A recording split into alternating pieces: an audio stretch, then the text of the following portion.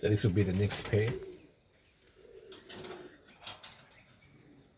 So this boy used to be paired to the sister of this hen, which created a nice silver, which then I put it to the big red, which got me that nice big blue bird was flying, which at the moment I've got it as a breeder.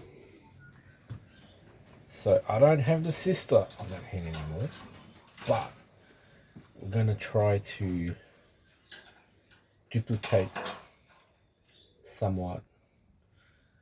So we're going to put these crazy colors.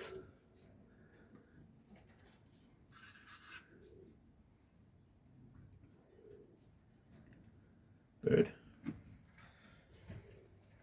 to this hen,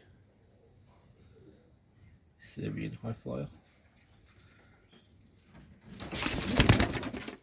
Yeah, that's what we'll do. Boy.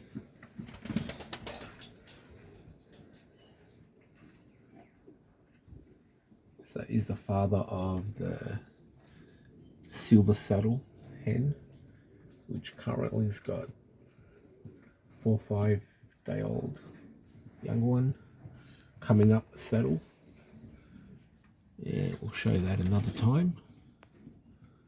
Yeah, that'll be the next pair coming.